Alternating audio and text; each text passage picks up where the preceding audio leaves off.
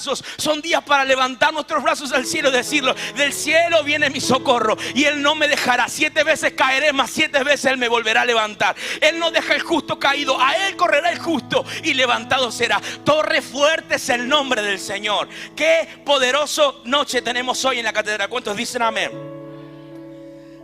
Dios quiere cumplir cada una de sus promesas en nuestra vida. Pero lo cierto es que en alguna parte Él necesita de nosotros para que esos propósitos se cumplan. Porque si no, la vida del evangelio sería demasiado fácil. Y la parte complicada de la parte del evangelio, de sus promesas, solo es la parte que nos toca a nosotros, que tiene que ver con el compromiso, la responsabilidad, la integridad y la santidad.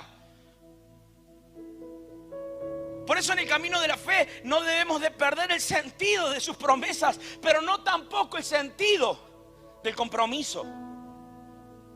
No podemos creer que la vida solo se sostiene de promesas y de un lindo futuro, sino que lo que hace sostener esa vida es la coherencia de lo que espero con lo que hago. Pero en el camino de la fe vivimos situaciones, circunstancias que nos van haciendo menguar en nuestro compromiso. Y cuando vamos menguando nuestro compromiso, de esa misma forma menguamos en nuestras expectativas hacia las promesas del Señor. Y de repente las promesas del Señor ocupan un tercer o cuarto lugar en nuestra vida, dándoselo incluso a la suerte.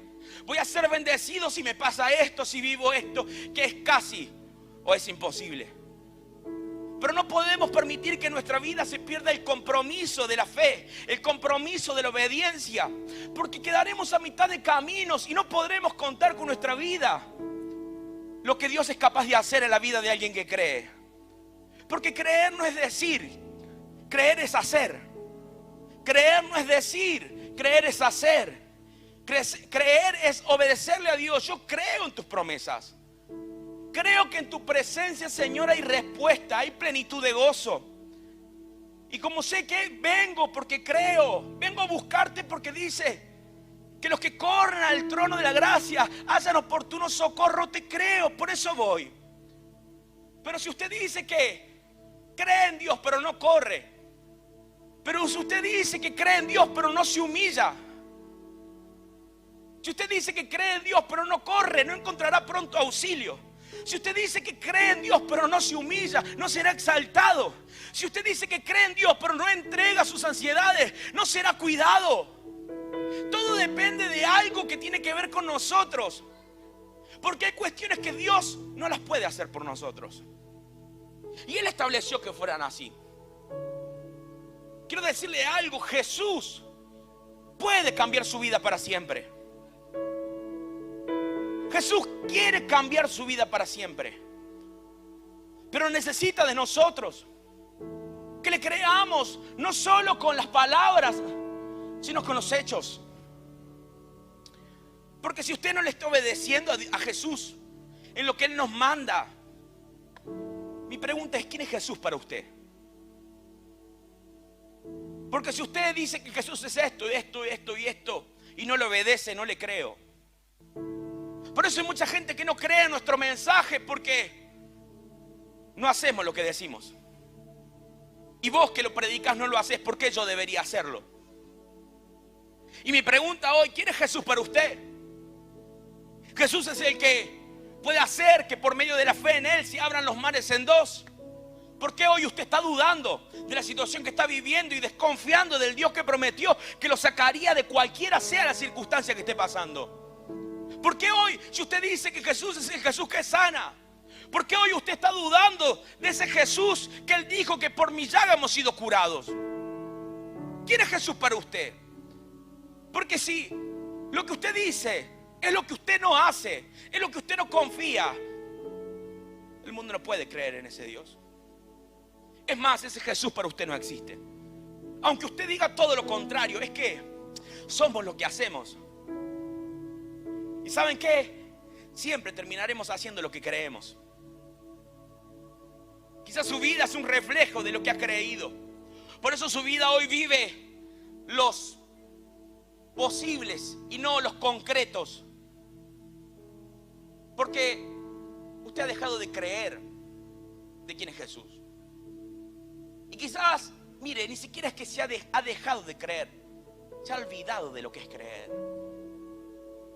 Por tanta religiosidad, se ha olvidado de el desafío de creer en Dios. Vamos a nuestra Biblia. Qué hermoso domingo tenemos. Está llegando la primavera, hermano. ¿Cuántos se alegran con eso? Vamos a nuestra Biblia, Mateo capítulo 16, versículo 13. Aleluya.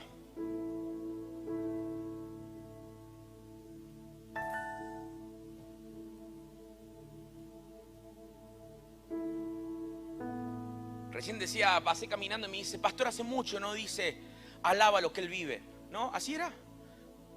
O no sé lo que me dijo el hermano, si me puede hacer recordar algo que no digo. Bueno, pensé que era eso, si no me olvidé. Mateo capítulo 16, versículo 13, perdón, máster. Dice, cuando Jesús llegó a la región de Cesarea de Filipo, les preguntó Jesús a sus discípulos, ¿quién dice la gente que soy yo? Los discípulos dijeron, bueno, maestro, algunos dicen que eres Juan el Bautista, otros dicen Elías, y otros dicen Jeremías o algún otro profeta. Entonces Jesús vuelve a preguntarles, pero ahora ustedes, ¿quién dicen que soy yo? Y Simón Pedro contestó y le dijo, tú eres el Mesías, el Hijo del Dios viviente. Y Jesús respondió, bendito eres Simón, hijo de Juan, porque mi Padre que está en el cielo te lo ha revelado. No lo aprendiste de ningún ser humano. Esa es una de las versiones que más me gusta, la Nueva Traducción Viviente. Jesús le hace unas preguntas. ¿Quién dicen quién soy yo? Y algunos dicen que sos esto, sos lo otro. Parece ser que lo que la gente decía, ninguno estaba atinando a quién realmente era Jesús.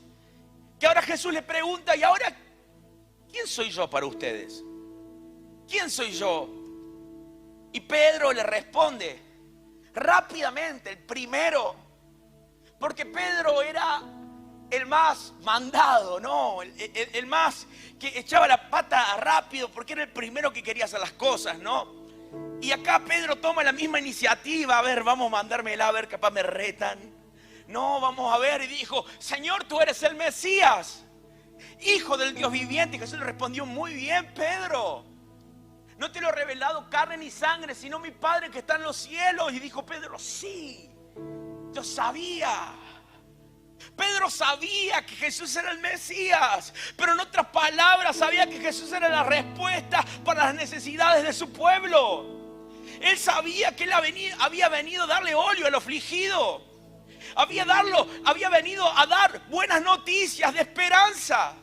Él era el que estaba profetizado en Isaías. Era la respuesta.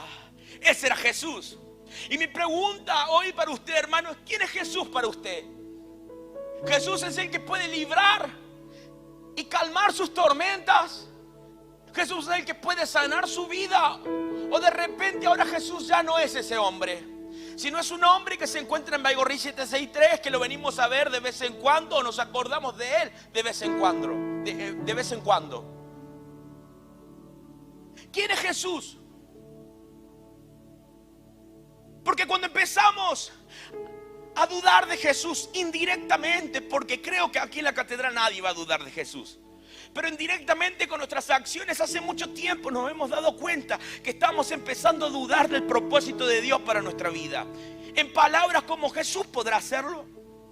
¿Él podrá librarme de lo que estoy viviendo? ¿Él podrá realmente cambiar el destino de mi familia?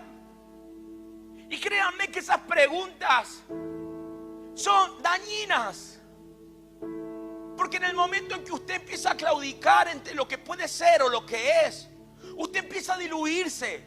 Su propósito empieza a diluirse. Y de repente empezamos a enfriarnos, porque lo que antes era una verdad absoluta, ahora es un tal vez o es relativo. Y de repente nos comenzamos a enfriar. Fíjense la nota que tenemos aquí, que dice que Jesús le preguntó a sus discípulos. Sus discípulos debían de saber más de lo que sabía la gente de Jesús, porque sus discípulos pasaban tiempo con Jesús. Él podía entender que la gente no supiese quién es Jesús, Ahora, lo que él no iba a poder entender es cómo sus mismos discípulos no sabían que él era el Mesías. Cómo sus mismos discípulos no sabían que él era la respuesta a las necesidades del pueblo. Que él era la profecía viviente de Isaías. Él no podía entenderlo. Discípulos. ¿Cuántos discípulos de Cristo hay en este lugar? Los discípulos de Jesús saben que hay un buen futuro para nuestra vida. ¿Por qué? Y porque lo hemos visto. Cuando tuvimos hambre, multiplicó panes y peces. Cuando vimos la tormenta, calmó los mares y los vientos. Y nos preguntamos, ¿quién es este que los mares y los vientos le obedecen? El Mesías. Cuando tuvimos miedo porque un endemoniado con legiones de demonios dentro nos atacó, Él vino y liberó al endemoniado. ¿Cómo podemos dudar de que es el Mesías? Cuando vino aquel hombre ciego, Él le dijo, yo quiero sanarte. Cuando iba caminando y la gente tocaba su manto, la gente era sanada. ¿Cómo me puedo llegar a preguntar si es o no es el Hijo de Dios? Pero el problema es que cuando comenzamos a hacernos preguntas que no deberíamos hacernos, nos comenzamos a enfriar. Y cuando nos comenzamos a enfriar espiritualmente, empezamos a perder la perspectiva de quién es Dios, la perspectiva de nuestro propósito, y empezamos a perder la oportunidad de ser bendecidos. Por eso Dios está interesado en tu determinación acerca de quién es Él. Porque Él es el que prosperará tus caminos. Porque Él es el que va a enderezar mesa en tu desierto. No podemos darnos el lujo de dudar de Él. Él es el mismo de ayer, de hoy y por los siglos de los siglos. Y si Él dijo que iba a transformar tu casa, quiero decirte, Él es el alfa y el omega, el principio y el fin. Y Él lo que ha comenzado lo terminará, porque su palabra dice, y no puede negarse, que Él es fiel en completar la obra que ha comenzado con tu casa y con tus hijos. Pero ya no dudes más. La duda es el principio de la caída. El dudar de la capacidad o del poder de Dios. Incluso peor, algunos dudan si Dios ya...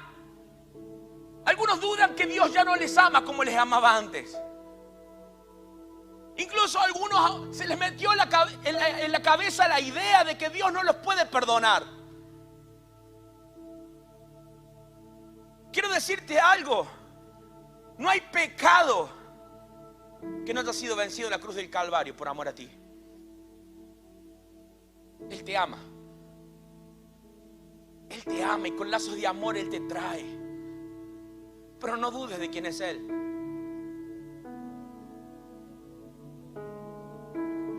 Discípulos, no se olviden de quién es Él. Porque en el discipulado de su palabra en nuestra vida encontraremos las llaves a cada una de las promesas de Dios en los cielos. Encontraremos cada una de las llaves. Pero deje de dudar. ¿Cuál es el antónimo de dudar? ¿Cuál es el antónimo de dudar? Creer. Rebélese a la duda.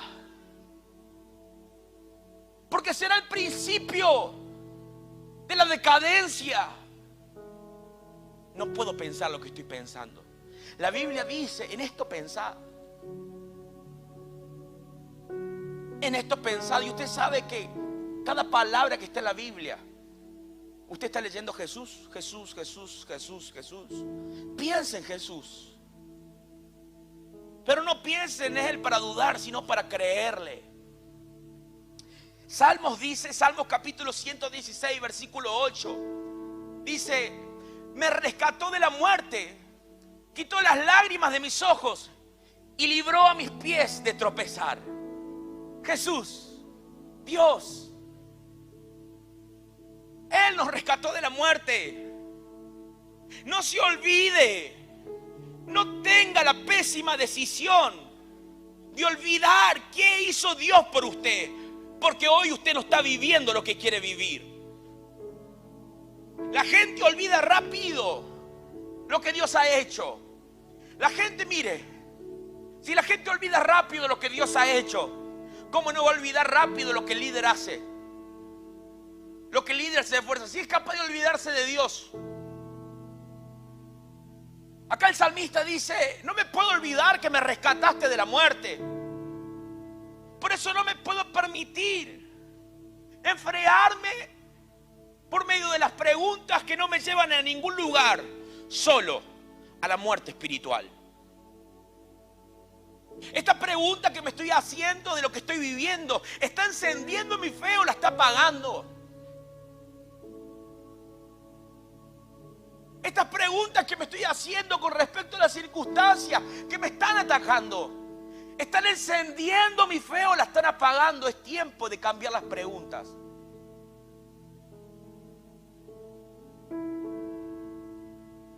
¿Dios es capaz de hacerlo? ¿Dios es capaz de sanarme? Dios es capaz. Pero es muy diferente cuando usted se pregunta, ¿será Dios que se acordará de mí? Dice la palabra de Dios que Él conoce nuestro sentar y nuestro levantar, y que aún la palabra está en nuestra boca y Él ya la conoce toda. Y el salmista dice, ese pensamiento es demasiado maravilloso para mí. Él conoce su sentar y su levantar. Y le digo más, la palabra que todavía no ha llegado a su boca, Él ya la conoce toda.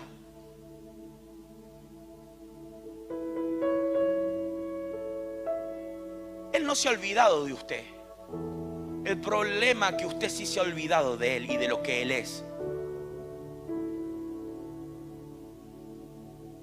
Cuando nos enfriamos no nos damos cuenta,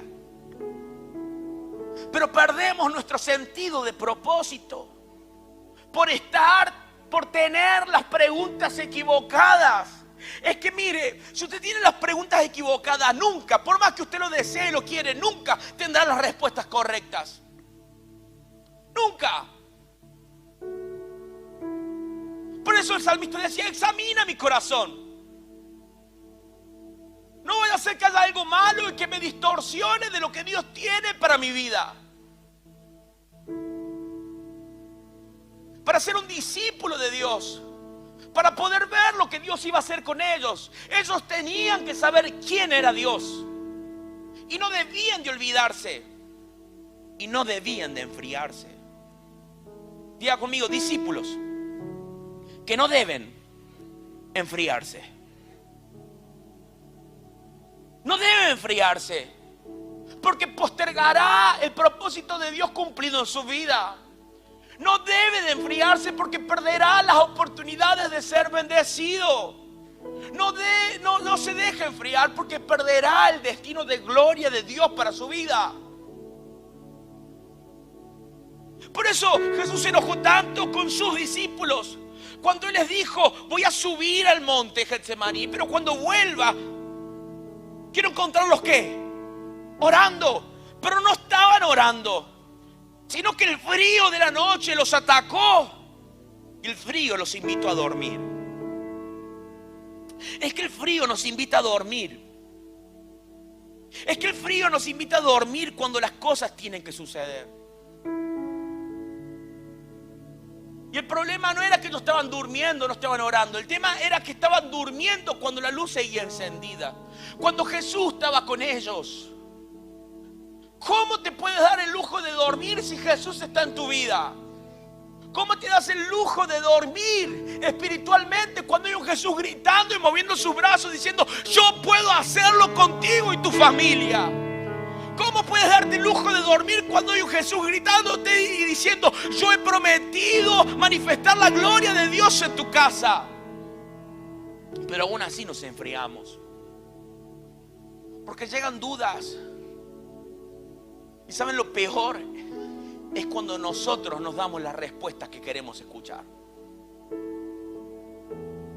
Y somos especialistas en darnos las respuestas que queremos escuchar. Quiero irme a la iglesia. Quiero darme un tiempo. Quiero dejar mi matrimonio. Quiero abandonar mi familia. ¿Estás escuchando a Dios o estás escuchando de tu corazón? Estás hablando desde el fuego del Espíritu Santo, de la caldera del Espíritu Santo. Estás hablando de tu frío. corazón.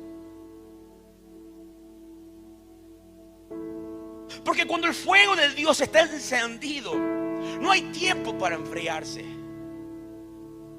Y llegan virus a querer enfriarnos. Llegan virus a querer, pero el fuego los consume. Los consume. Y cuando llega la duda, el fuego no te hace otra cosa que decir: el mismo espíritu que resucitó a Cristo de los muertos es el mismo espíritu que está en mí. Mayor es lo que está en mí que lo que está en el mundo.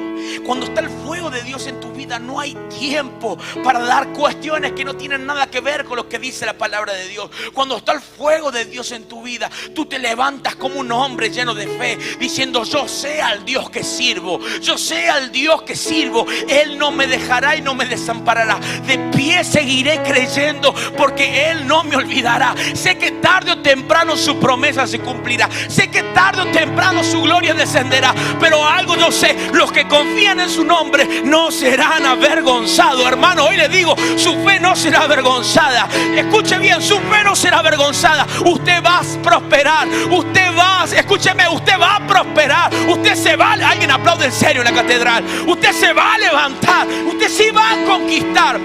Pero no porque yo lo digo, sino porque usted sabe en el Dios que usted confía. A su nombre. Aleluya. Que viva Cristo. Esa es la que quería que dijera. Que viva Cristo. Pero lo decía con voz de puertorriqueño, que no me acuerdo cómo era, pero que viva Cristo. No sé cómo era. Cuando nos enfriamos, perdemos nuestro sentido de propósito. Cuidado con enfriarse en tiempos de conquista.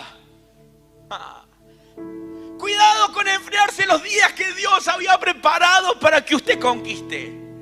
El pastor hoy soltó una palabra profética que incluso la Biblia lo respalda, porque decía el 29 de agosto. Qué tema que hoy usted no haya podido recibir la palabra profética porque ha estado durmiendo, porque estaba frío. No duerma cuando es tiempo de conquistar. No se enfríe cuando es tiempo de conquistar, porque lamentará más el haber estado frío que el placer momentáneo de no estar haciendo lo que debemos hacer. Porque la complacencia de hoy es la cautividad de mañana. Este año es un año de conquista y no debemos esperar menos. Este año vamos a conquistar. ¿Cuántos dicen que sí? Este año voy a conquistar una heladera nueva. ¿Cuántos dicen que sí? ¿Cuántos tienen que cambiar la heladera? Hay gente que tiene que cambiar la heladera. Gente que tiene que cambiar la cocina. Gente que tiene que cambiar el marido. Hay muchos hermanos. No se enfríe en tiempos de conquista. Caleb le dijo a Josué: dame ese monte. Pero está viejo. No, y estoy más joven que esos días. Estos días no son para decir: no, estoy viejo. Dios me lo tendría que haber dado antes a ese monte. Dios me tendría... No es tiempo para estar frío. Yo entré a esa tierra donde fluía leche y miel, y sé que esa tierra es para mí. Y aunque muchos dirán: está viejo Caleb, aunque muchos dirán: Caleb ya no era el que era antes, yo sé que aunque me ven deteriorado por fuera, mi interior se renueva de día en día. Correré y no me cansaré, caminaré y no me fatigaré, elevaré alas como águila, porque soy un conquistador. En mi sangre está la conquista de Cristo. En mi sangre soy más que vencedor. Pelearán contra mí, no podrán. ¿Por qué? Porque yo soy la iglesia del Señor. Dice que las puertas del infierno no prevalecerán ante la iglesia de Cristo. ¡Aleluya! Dice la Biblia: ningún arma forjada prosperará en contra de los hijos de Dios. Caerán 1000 a mi lado y de 1000 a mi otro lado, mas a mí no me tocará. ¡Aleluya! Pero no se enfríe. Noches frías, hemos tenido noches frías. Y quizás en esas noches frías hemos perdido hermanos. La pandemia desde el 2020 hasta aquí han sido noches frías, en la cual o por la cual hemos perdido a muchos hermanos. Y quiero que sepa algo. No estoy hablando de perder de gente que murió por causa del virus. Estoy hablando de los hermanos que perdimos porque en medio de la cuarentena se enfriaron y desistieron de su propósito. El frío del hogar, el frío de tener que buscar a Dios en nuestro lugar, en nuestra casa, el frío de vivir en una casa donde no se comparte nuestra fe, ni nos prestaba la computadora, ni el televisor para congregarnos. El frío comenzó a atacarnos y comenzó a darnos preguntas equivocadas. Y hemos perdido muchos hermanos. Quizás personas que fueron al encuentro con usted, hoy no están. Porque les ganó el frío. El frío. Si hay una serie que me gusta, es The Game of Thrones. Hoy esas personas que fueron conquistados por el frío, ¿saben cómo les llamo yo? Caminantes blancos.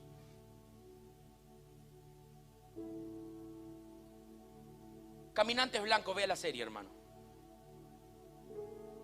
Sin ver esa serie es imposible agradar al Señor. Y si no sabe y no tiene HBO, Rubio le consigue el link pirata para que la pueda ver. Y usted dígale, me manda el pastor. ¿Ok, Rubio? Me está haciendo así con el dedo. El frío los atacaba de noche, perdía la visibilidad y había unos como unos zombies. ¿A cuánto les gustan los zombies? Las películas de zombies, me levantan la mano. Y iba a hacer un chiste de mi suegra, pero no. Y los atacaban y se transformaban en personas que hacían daño. No permita que el frío los ataque. Porque el que dijo, tú eres el Mesías, el Hijo de Dios, una noche lo atacó el frío. Una noche el frío los atacó. El que dijo, Señor, muchos dicen que eres el Juan el Bautista, Jeremías, pero yo sé que tú eres el Mesías, el Hijo de Dios. Y Jesús le dijo, muy bien dices, Pedro, porque no te lo he revelado carne ni sangre, sino ¿quién? Mi Dios, mi Padre que está en los cielos. Ahora este hombre que en su momento decía, tú eres el Mesías, tú eres el Salvador, tú eres el que ha venido a poner en libertad al pueblo de Dios, tú eres el que ha venido a traer óleo al afligido, tú eres el que ha venido a traer gloria en lugar de ruinas, tuvo frío.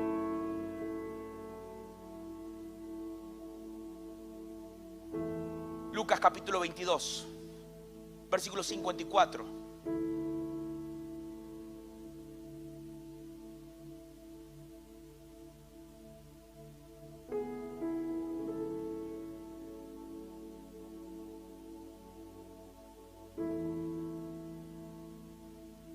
A Jesús lo acaban de arrestar.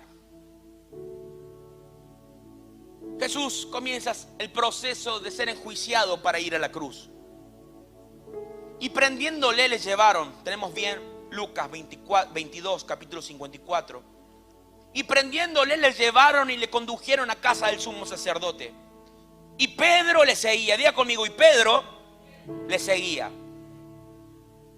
Y Pedro le seguía de lejos, y habiendo ellos encendido fuego en medio del patio, se sentaron alrededor. Y Pedro se sentó entre ellos también. El frío muchas veces nos llevará a lugares que antes no íbamos. Pedro estaba sintiendo el frío de esa noche y se quedó afuera con un grupo de personas que él no conocía. Es que hacía frío. Es que hacía frío. Y Pedro se sentó también entre ellos, pero una criada al verle sentado al fuego se fijó en él y dijo, también este estaba con Jesús. Pero él lo negó, diciendo, mujer, no lo conozco. Un poco después, viniendo otro, le dijo, tú también eres de ellos, tú también eres de Jesús. Y Pedro dijo, hombre, no lo soy.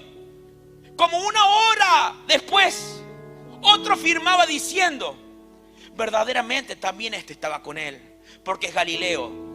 Y Pedro dijo: hombre, no sé lo que dices. Y enseguida, mientras él hablaba, el gallo cantó. Entonces vuelto el Señor,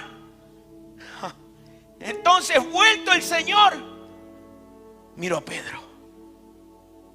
Y Pedro se acordó de la palabra del Señor que le había dicho: antes que el gallo cante, me negarás 3 veces.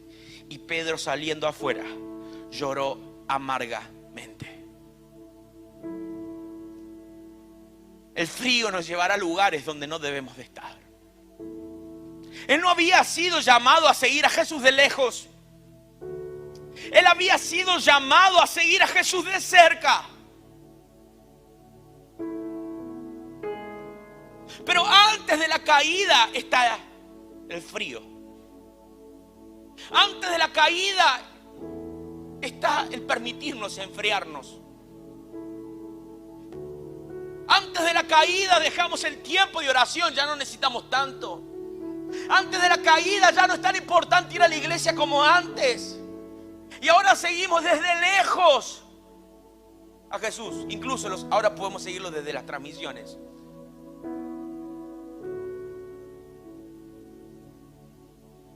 No te enfríes, Pedro. Porque aunque sientes hoy con las preguntas incorrectas, Dios tiene un plan con tu vida. Pedro era ese discípulo prendido fuego del Señor, que cuando llegaron los soldados romanos, ¿qué hizo? Si tengo que dar la vida por el maestro, la doy. Y fue y le cortó la oreja, sabiendo que cortarle la oreja a un soldado romano era la firma a su propia muerte. Era la firma a su propia muerte. Pero aquel que había cortado un tiempo más se enfrió. A Jesús lo estaban enjuiciando y él llega porque tenía frío a un lugar equivocado. Cuando tenemos frío, el lugar equivocado siempre será lejos de su presencia. Siempre será lejos de su presencia. Porque lejos de la presencia de Dios es lejos de la jurisdicción de Dios. Así el diablo parece ser que es amo y señor, príncipe. Yo le estaba viendo ahí a Jesús siendo enjuiciado, viviendo un momento de persecución, y llega alguien y le dice: tú eres discípulo de Jesús. Tú eres. ¿Saben qué pasa? Es que cuando nos enfriamos espiritualmente, el diablo nos viene a tentar.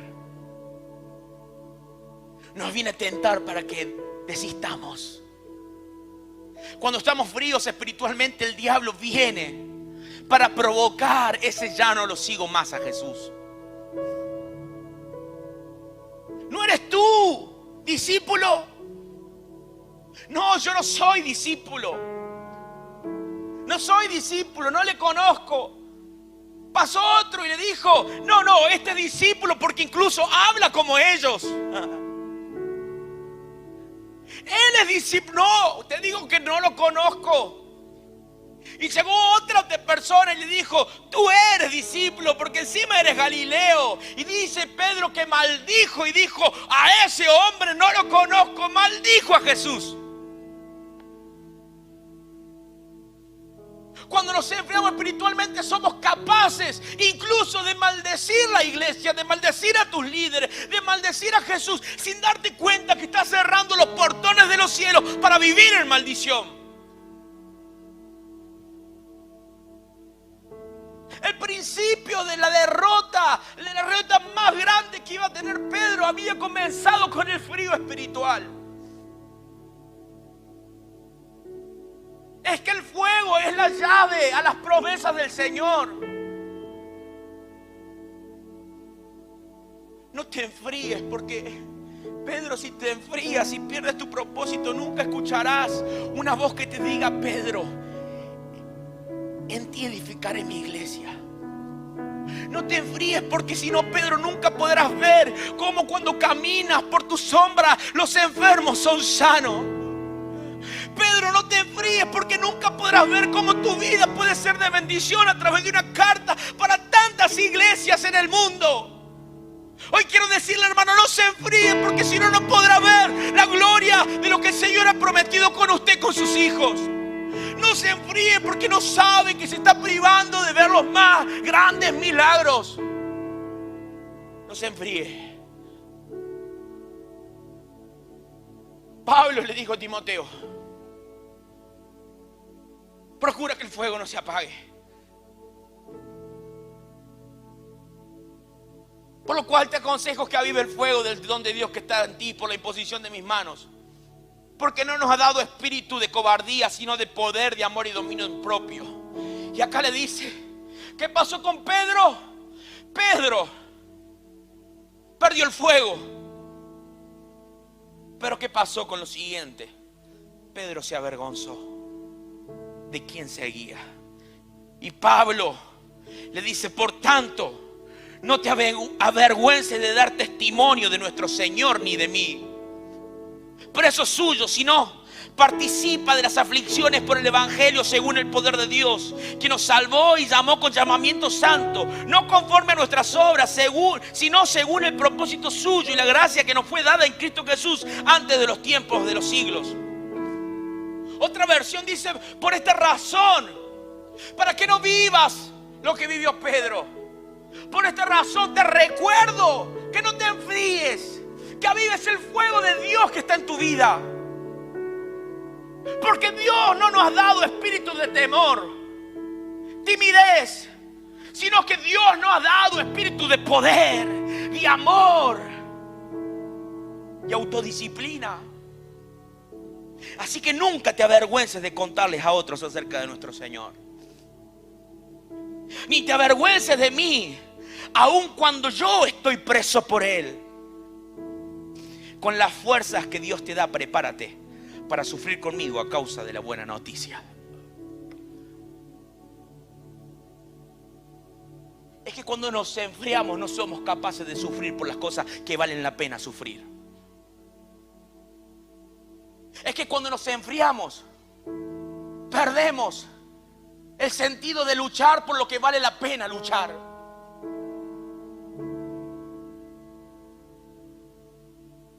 La gente, cuando llegan las circunstancias, se enfrían o ven la gloria de Dios. La gente, cuando llega a circunstancias difíciles, se enfrían o ven la gloria de Dios. Mi pregunta, iglesia: ¿qué clase de gente es usted? ¿Qué clase de persona es usted? Es una persona que está llena del fuego de Dios para decir: con las fuerzas que Dios me da, me prepararé para sufrir a causa de la buena noticia. ¿Por qué? Porque estoy prendido fuego. Porque ningún frío de ninguna noche podrá hacerme claudicar de lo que un día Dios prometió y yo le he creído. Porque ningún diagnóstico médico podrá venir a cambiarme la idea de quién es Dios para mí.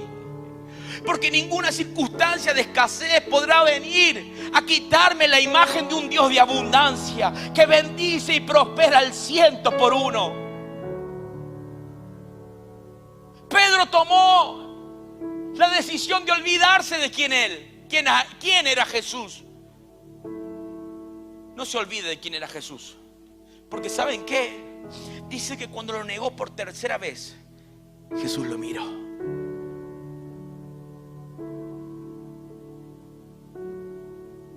Jesús lo miró. Y mi pregunta es esa, hermano: ¿a quién le dolió más ese punto visual? ¿A quién le dolió más? ¿A Pedro o a Jesús? En lo que yo creo, al que más le dolió fue a Jesús. Porque Él era el que había dicho que yo era el Hijo de Dios. Y hoy no me conoce.